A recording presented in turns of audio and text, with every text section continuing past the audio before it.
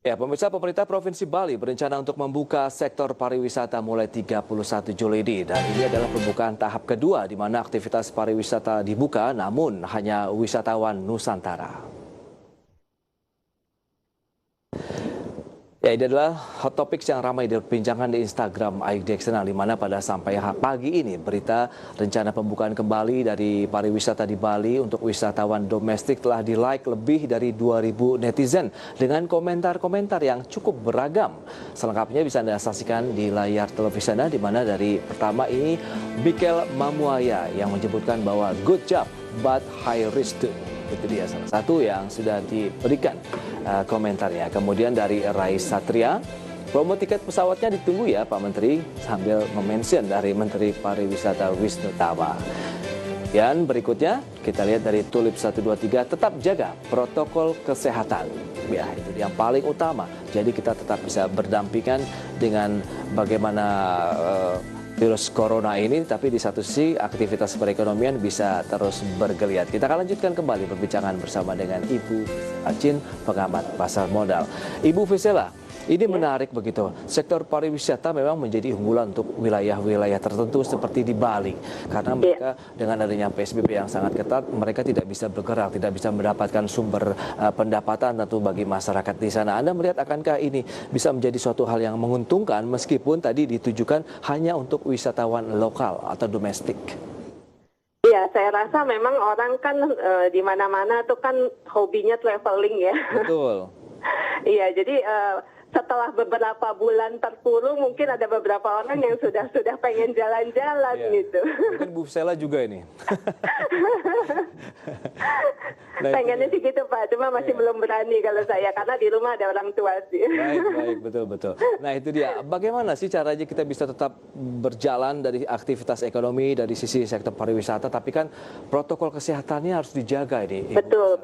Jadi kan kita tahu di bandara juga sekarang masih tetap dipersyaratkan untuk membawa surat bahwa sudah tes ya, baru bisa boleh naik, dan juga tempat duduk di pesawat juga kan lebih jarang-jarang sekarang, tidak seperti dulu. Oh, itu dia. Nah, memang kalau mencermati seperti ini juga kekhawatiran memang dengan melonjaknya, karena kita sudah di atas 100.000 ya untuk penderita Iya, COVID-19. betul. Ada beberapa pihak yang juga sudah mulai menyarankan sebaiknya WFH diberlakukan kembali di pusat-pusat perkantoran misalnya sebagai klaster baru dari COVID-19. Tapi kan itu dia, pun kalau kita melakukan lockdown kembali ataupun PSBB, aktivitas ekonomi yang dikhawatirkan pada kuartal 3 ini karena akan menjadi momentum ya, kalau dari pemerintah sempat menyatakan bahwa jangan sampai nanti di kuartal 3 kita mengalami minus, berarti tidak akan jauh berbeda dengan Singapura, Korea Selatan begitu Ibu Visela. Iya, jadi memang pemerintah sekarang harus hati-hati sekali, harus menjaga keseimbangan antara menjaga kesehatan masyarakat dan menjaga ekonomi supaya tidak sampai jatuh ke resesi ya. Yes. Betul, makanya ya kalau menurut saya kalau memang yang bisa work from home ya work from home, tapi kalau yang masih tetap harus bekerja ya mau nggak mau tetap harus dilaksanakan, karena kalau kita lihat kan waktu kuartal kedua begitu PSBB dijalankan itu langsung turun kan ekonominya, dan begitu dibuka kan mulai naik lagi, sudah mulai ada perbaikan. Jadi pemerintah juga tentu tidak mengharapkan nanti ekonominya berhenti lagi gitu. Makanya ya ekonomi tetap harus berjalan, cuma ya protokol kesehatan tetap harus dijalankan. Itu dia, karena memang dari sisi makroekonomi ataupun fundamental memang harus yang bergerak adalah real marketnya begitu ya Ibu Visela. Artinya aktivitas pergerakan manusia, aktivitas ekonomi, transaksi secara real market itu yang mendorong ekonomi akan melaju lebih tinggi lagi. Iya. Oke, kita akan lihat semoga ini tidak memberikan satu tekanan tambahan ya terkait dengan COVID-19, karena semua pihak juga ketat dalam menerapkan protokol kesehatannya. Baik, Ibu Visela, kita beri lagi ke pasar modal ini. Kita akan lihat saham-saham apa saja yang Anda rekomendasikan. Ini beberapa menit sedikit lagi nih pembukaan market. Anda melihat apa sih yang perlu dilihat begitu? Apakah sektor-sektor khusus yang bisa Anda sarankan atau bagaimana? Kalau saya lihat sih kayak misalnya kemarin kan Akra juga sempat keluar laporan keuangannya juga. Ya memang ada penurunan, tapi penurunannya juga tidak terlalu drastis ya saya lihat ya. Jadi mungkin Akra itu boleh dilirik. Lalu Akra terus.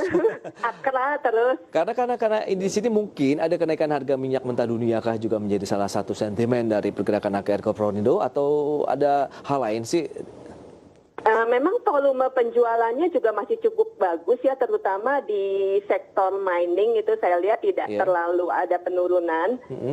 Mungkin yang di sektor retail saja, terus begitu juga Akra juga sempat ada penjualan lahan juga.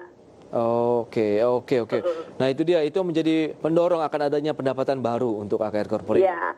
Baik. Apalagi kita harapkan kan sektor mining sendiri mungkin nanti kalau memang ini ekonomi sudah mulai bergerak, itu kan juga pasti miningnya juga akan terangkat juga ya. Baik, Ibu Vesela, AKR Korporindo bisa menjadi pilihan. Tapi ditahan dulu, ini sudah pukul 9 waktu Indonesia Barat.